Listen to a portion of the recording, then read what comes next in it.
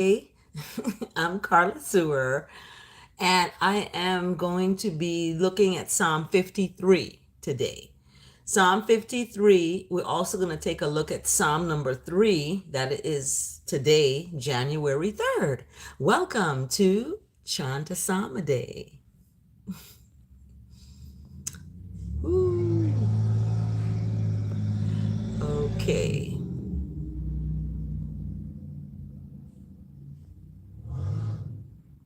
here we go.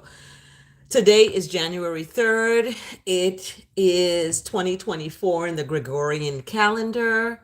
We are, if you're in the Ethiopian calendar, this is Tassas. So it starts with Maskaram Tek Kemtidar, Tassas Ter, Yakatit Magabit Miazia, Genbat Sanyi, Hamle Nahasi, Pagwamin. And then we start again. So Mascaram is September, then October, November, December, and then January. So Mascaran Tech Camp Heater, Tassas, we're in Tassas and getting into Tur.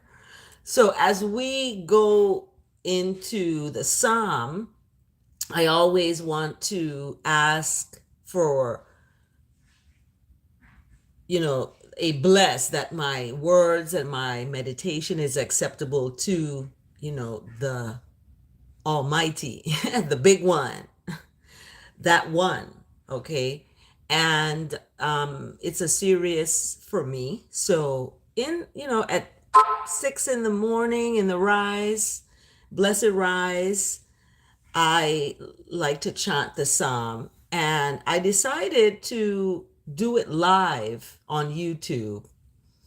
And when I returned to the semester, because I'm a professor, when I return to the semester, I have a 9 a.m. class, so I'm gonna be up like 5 doing my Psalm of the Day live, and then I go to class. I would love to be have a team, film crew team, follow me through my day at a HBCU to see that experience because professors are, it seems like, leaving the red states because, according to Inside Higher Ed, and this is from, let's see, what date is this article?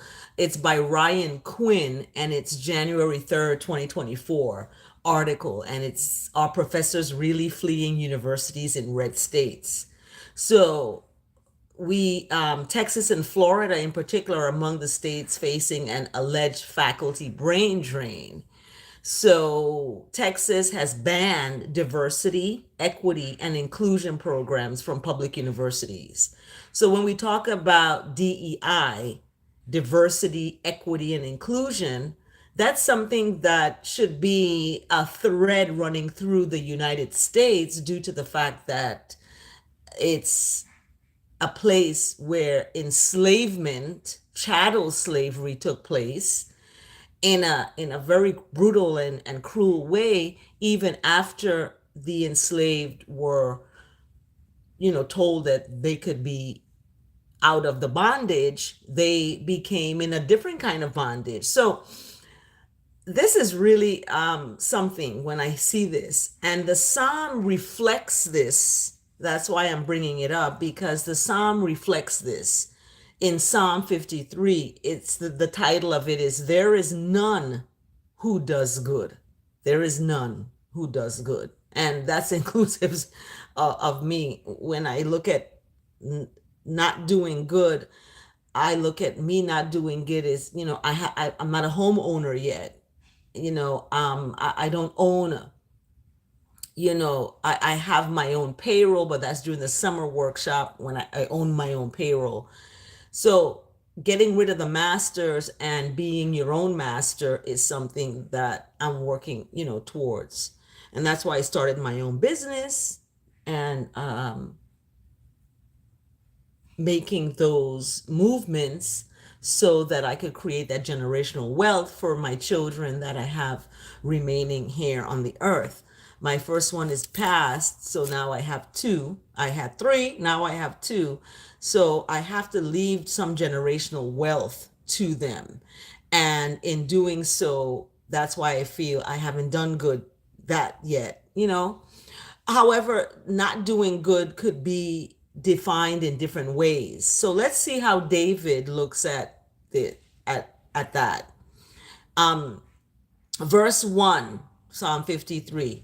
The fool says in his heart, there is no higher source. There is no Jehovah, Jesus, Jireh, Emmanuel, the Almighty, King of Kings. That's what the fool says. And then David says they are corrupt, doing abominable inequity. There is none who does good, period. So David, expresses, and he's talking about someone who doesn't have in their heart that righteousness. So it's not just about the word God, but it's the manifestation of that. And what is that? That is goodness, righteousness, love, kindness, respect. That's why I name my dog Respect, because we have such a lack of that in the world, because people's hearts don't hold that God like manifestation. And it's selfish. We got violence, people hurting each other, people, doing harmful things and thinking it's a joke. So it's not good. And that's where that first verse looks at the fool as a person who doesn't have that righteousness in their heart. So when David says the fool says in his heart there is no God, what does that mean? That person may not have a goodness in their heart. So when something bad happens, they react and do bad too. So it's like somebody does you wrong, you're going to go do them wrong. It's like, the gangs. If you mess with somebody in the gang, they're going to kill. It's like, what? What? So David is saying that because of that, they are corrupt. And corruption is confusion. Corruption is a deceitful willingness to act dishonestly in return for money or personal gain. So that's what corrupt is defined as: having or showing a willingness to act dishonestly for money or personal gain. And we are living in a world that is representative of that. Okay, people are willing to act in dishonest ways in return for money, or to have themselves have a personal gain, like a house and a car and all this stuff. And that's corrupt. I mentioned, in the beginning of this live, that I feel I haven't done good because I haven't accomplished that generational wealth, the home ownership. When I say accomplished, not by being dishonest, but by hard work, building credit, building income, building, yourself, so that you can set yourself up for future generations. So when it comes to corrupt, we look at, dishonest in return for money or personal gain. And David is saying that it's not just corrupt, it's doing abominable inequity. So when we look at the word inequity,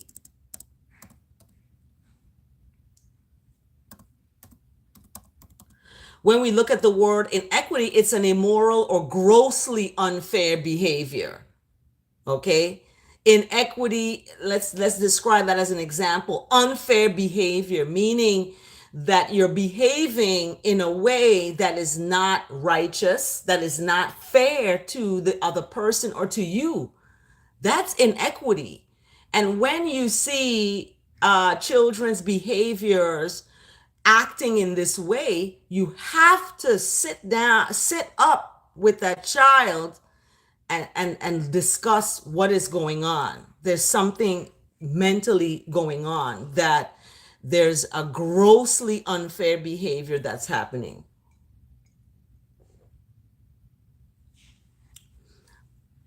And when I would see that in my own children and I would call it out, I would get fight. I would get fought down from other adults, like, you're being too hard on him. You're being too, what? Really? Life is going to be harder on him than I could ever be. So when I look at my oldest son and how life beat him up, okay? And people, I look and listen, remember people saying how hard I was on him. Okay, look at what the world, how hard the world was on him. He was found in a Motel 6 in California. Okay. And it's a hard thing to have to deal with. But I look at myself and I said, I should have been stronger to take him away from, situations that were causing him to not look at me as someone he needed to listen to. And I weep for parents who have teenagers or who have children and that they can't reach them. They can't, reason with them or have a conversation with them to help them. So I don't apologize for tearing up, because it's gonna happen. When you see me on live, this might happen. So it triggered that. And when we look at behaviors and we look at what the inequity is, it's actions and behaviors that are unfair. Okay. And David continues, there is none who does good. There is none who does good. So that first verse really, boom, gets it up going. Verse 2, God looks down from heaven. So that higher power, you can say God, Jehovah, Jireh, Jesus, Emmanuel, the omnipotent one, the Father, the Blessed Mother.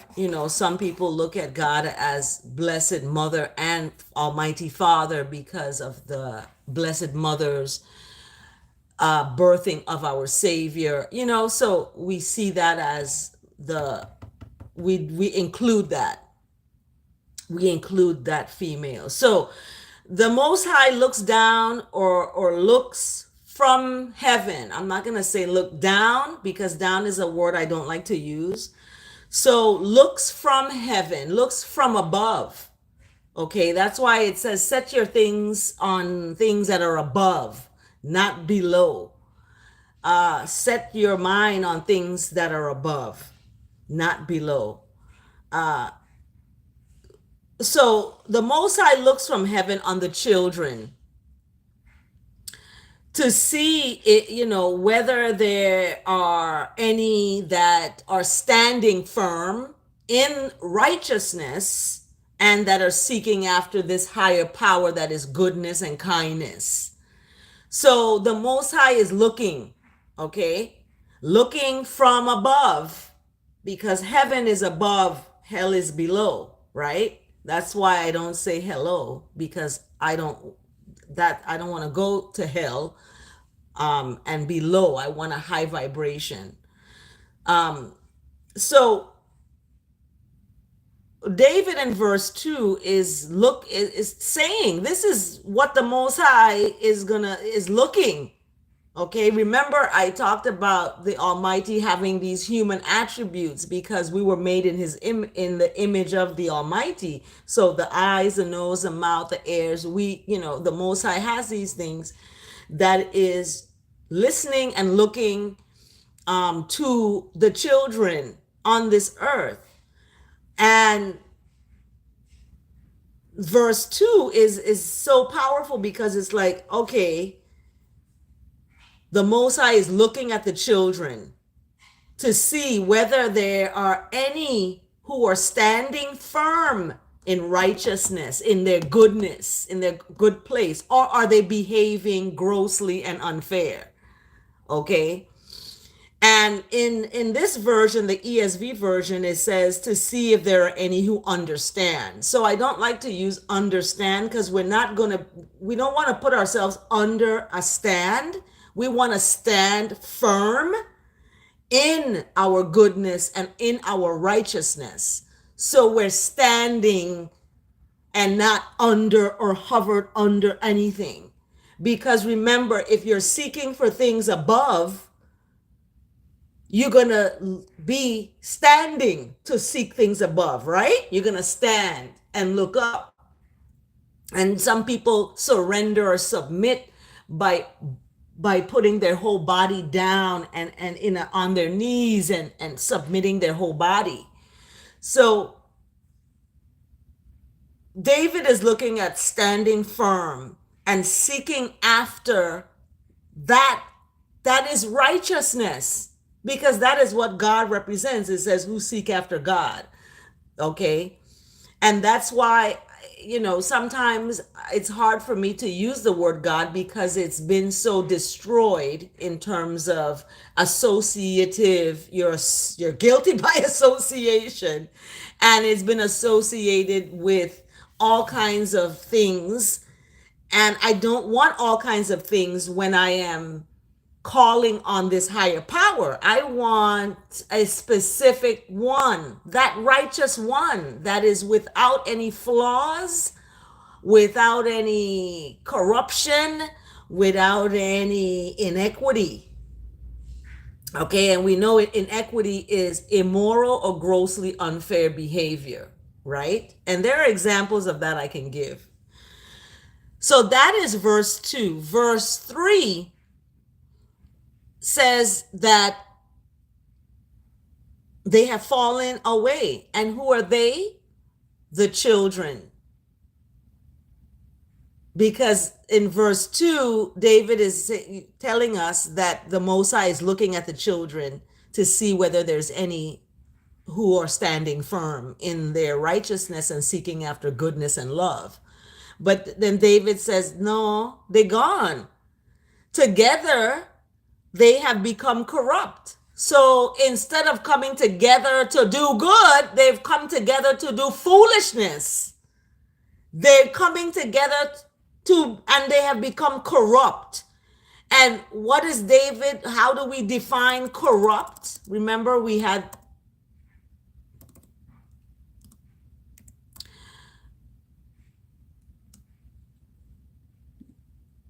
corrupt, having or showing a willingness to act dishonestly in return for money or personal gain. So it's a bunch of them now coming together doing this. Okay. We can look at the Jeffrey Epstein situation. That was personal gain, dishonest in return for money. The governments of these places where he was infiltrated himself and his inequity and, his personal gain, they were part of it. All of that corruption, it's continuing to happen, is happening in a togetherness. So if they could stand in togetherness in corruption, we as children of the Most High can stand together in righteousness. Can we do that, people? Yes. So in verse 3, it goes on. There is none who does good, not even one. I got to scratch my head with that one. Not even one.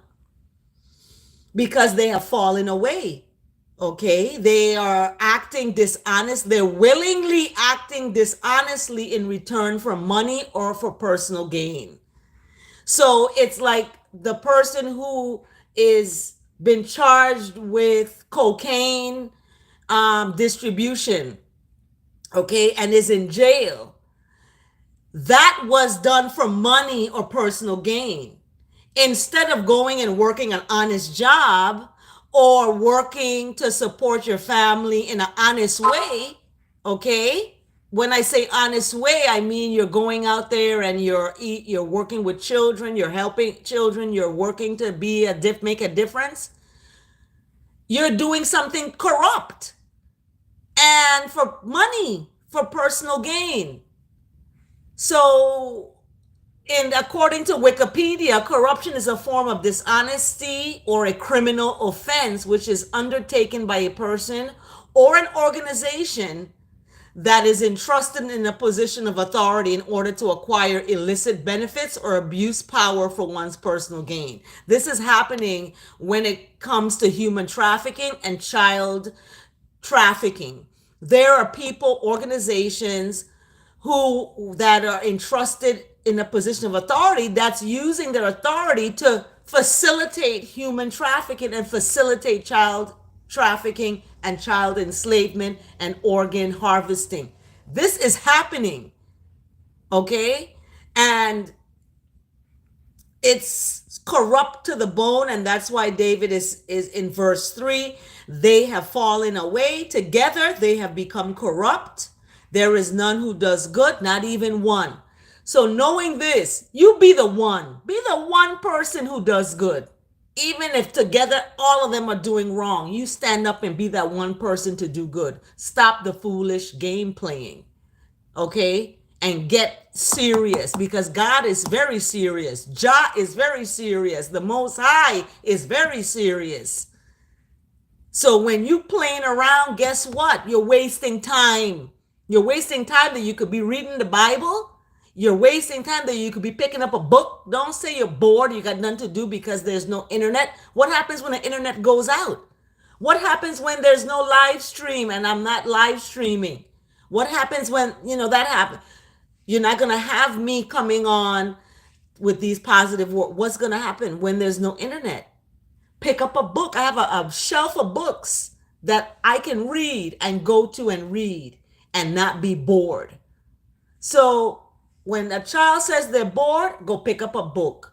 Read a book. You might find something interesting in there. Put your phone down and read a book. The first thing children are getting up, and they're getting up with a phone. That's the first thing they get up to do. Get up, and you see me right now. I'm up. My eyes are sleepy. It's 5 o'clock, 6 o'clock in the rise, and I'm up. And I'm an older person. So David is hitting it hard with this psalm. Verse 4. Have those who work evil no knowledge, who eat up my people as they eat bread, and do not call upon the Most High, Almighty God?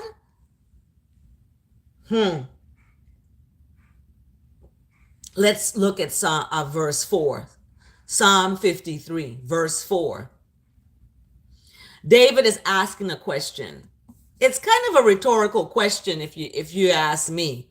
Because David says, look, those people who doing evil, kidnapping children, stealing, selling drugs, running prostitution, using women to gain money, off of their bodies, just the corruption, the evil. He's asking, they don't know. They don't know. And then he's describing who they are. It's ones who eaten his people. And they eaten up his people as they eaten bread. And they don't call on God, the Most High. This is what they're doing. Okay? So David is asking the question, and then he's describing what these evil, no knowledge folks are doing. They're eating up the people as they eat bread. What does that mean when they say eat up the people? They're actually doing that. They're taking people and eating them. They're getting children and cutting them up and eating them. This is what's happening today. And it may sound crazy, but we are in a world, and according to David, it's abominable inequity. And that's abominable. Cannibalism and eating people, okay? And it can also be the physical eating of people, or just taking people and corrupting them. And because remember, David said in verse 3 Together they have become corrupt. So what's happening in verse 4 is that the corruption is causing it to go to his people, to David's people.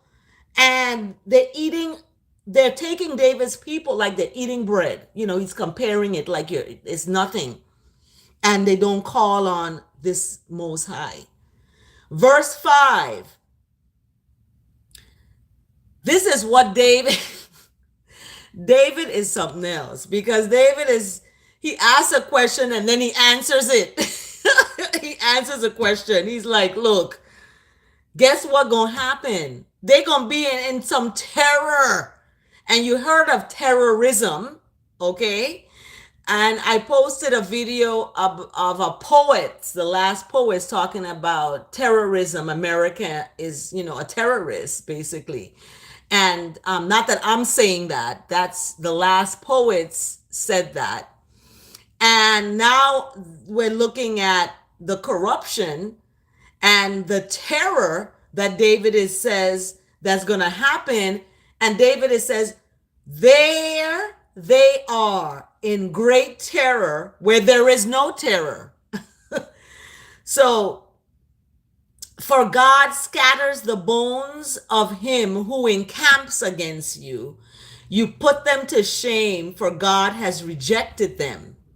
So let's look at verse 5, because it's a lot of pronouns. We don't know who is what they're talking about, because the pronouns confuse things.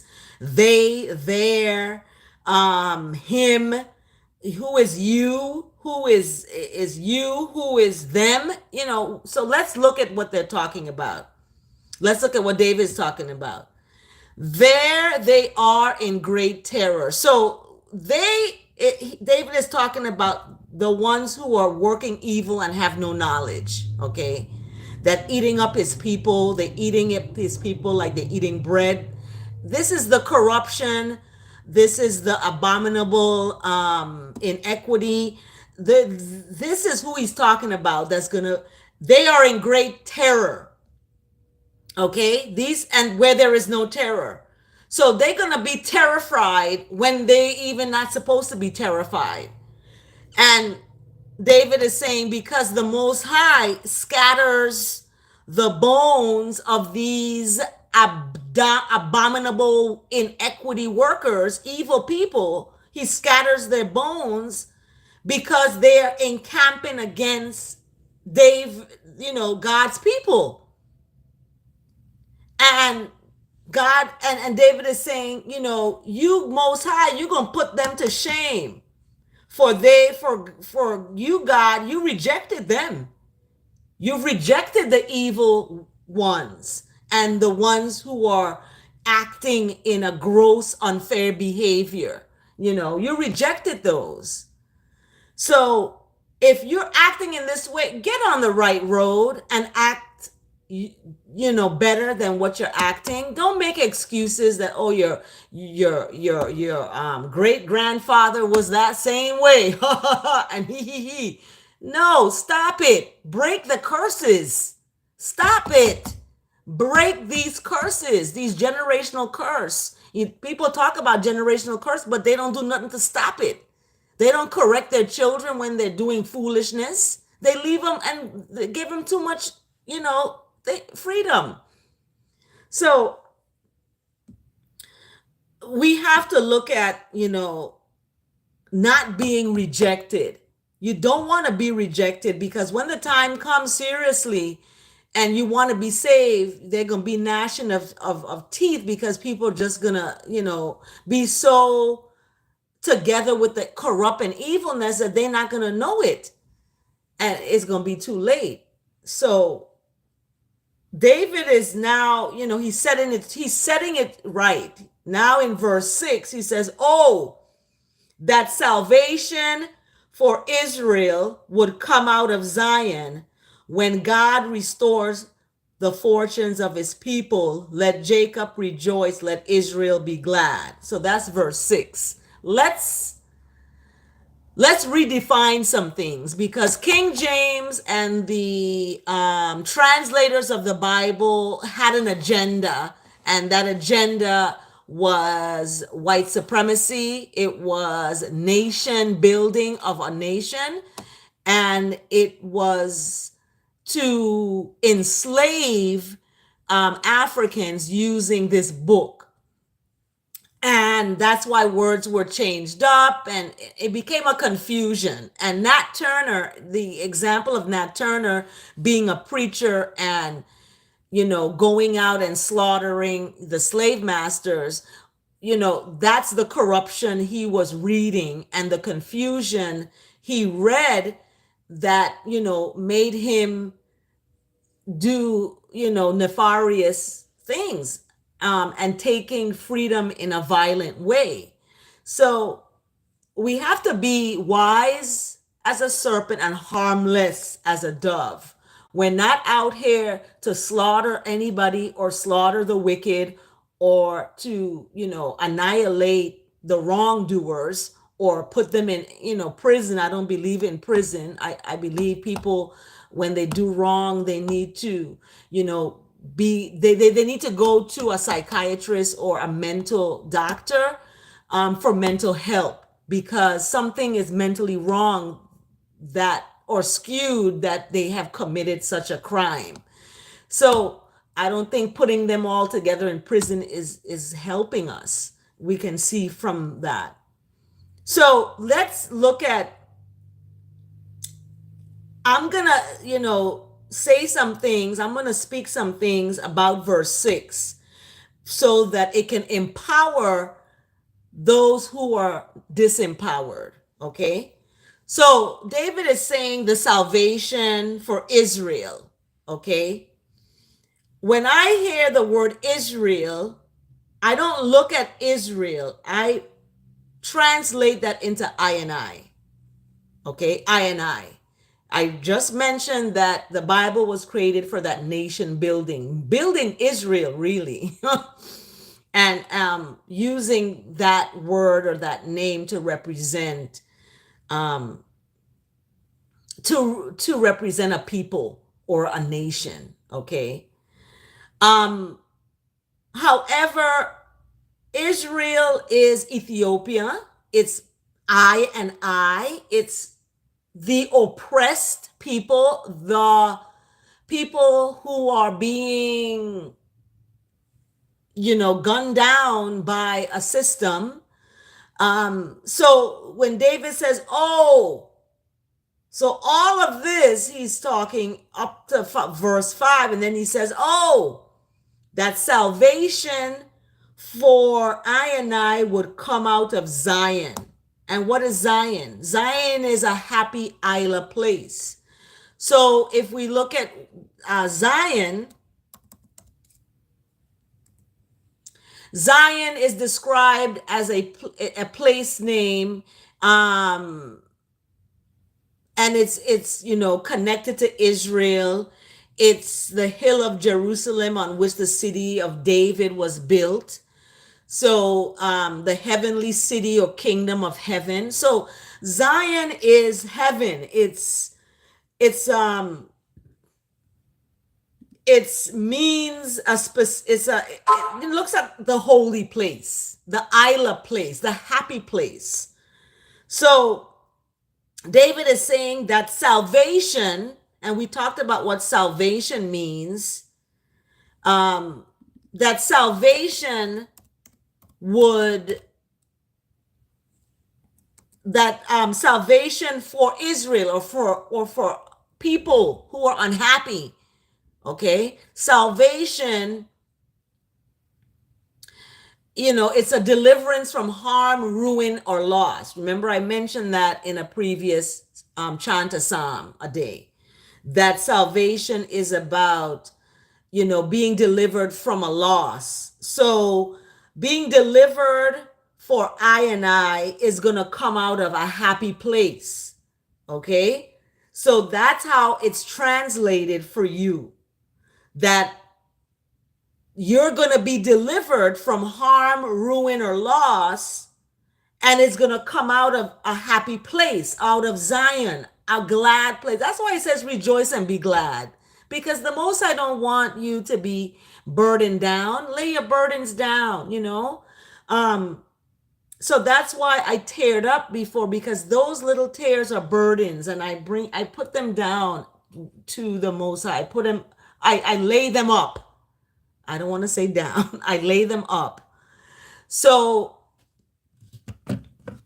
that to me is how I'm going to deliver this verse, okay? So that it becomes more meaningful to you. So David is like, oh, that you are delivered from harm, ruin, and loss, okay?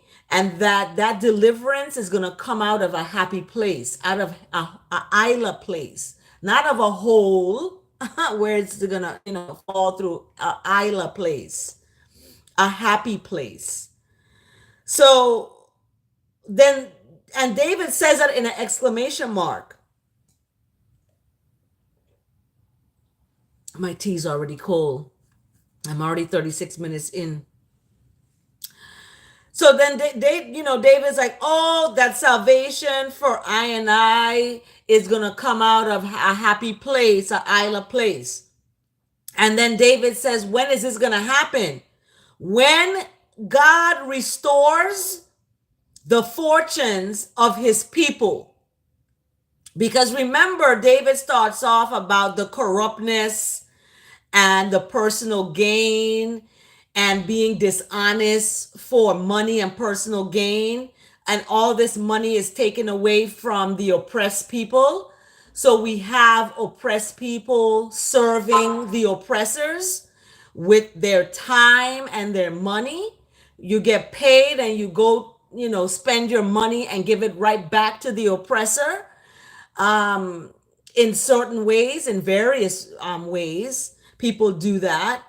And I've seen it because I've gone with people, not in corrupt things, but just, going out to the clubs, or, going out to places where you're spending money. That's the oppressor that's oppressing you. And you're just like when you buy clothes and shoes and stuff, check who you're buying these things from, because that same one is oppressing you that you're serving and buying, these shoes and so forth, and all these commercialized stuff. So David is like, when God restores the fortunes of his people, let Jacob rejoice and let Israel be glad.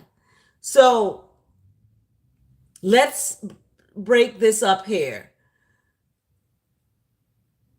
because the Most High is going to restore to his people what was stolen away, what people have gathered together and stolen away for personal gain, and being dishonest and saying that they're the one, they're the chosen, they're the one, so they got to get this nation or this land. So we have war, people fighting for this domination over certain places in Israel.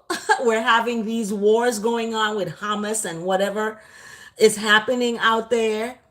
So when there's corruption, there's going to be war. So the corruption and the dishonesty, people believe, trying to be something in terms of how they are represented, and taking the place of other people. So we look at certain languages and certain words. So Jacob is mentioned, Israel is mentioned, okay, the Gentiles and the Jews are mentioned. And when we look at the Jews, there's some Jews in Brooklyn, they wear these black hats and they have the hair on the side. I forgot if you remember what they're called. But Israel is a nation building, and that's why I mentioned the Bible was created to build that nation, and that's why it's been translated to reflect that. So when Black people or oppressed people are reading the Bible and they see Israel, they're like, "What? Wait, what?" Okay, and they accept that. But know that in these times, that is I and I, and that word Israel is I. We are, that is um I wouldn't want to represent that as a nation in terms of, okay, how this Bible was translated. And if you look at Jacob, the story of Jacob, and that story of Jacob in terms of the sons, and one of the sons was deceitful, he was dishonest, and he was dishonest to try to get personal gain and get his father to bless him. And so he put on, um I think his father was blind, so he put on something that with a lot of hair on it. He went and killed some kind of animal and put the coat of the hair on. So when the father felt the son, he knew that, he thought that was the one he wanted to bless, but in fact it wasn't. So we have this happening today, is what I'm saying. We have people who are dressing in a certain, it's wolves in sheep clothing, and pretending that they are the what do you call it, the Jews or the Gentiles. And if we look in Ethiopia, we see the Falasha Jews, and we don't talk about those. We don't talk about the Falasha Jews. Um, and when we because we look at Beta Israel, also known as Ethiopian Jews, are a Jewish community that lived for centuries in the area of the Kingdom of Aksum and the Ethiopian Empire, which is currently divided between the modern day Amhara and Tigray regions of Ethiopia.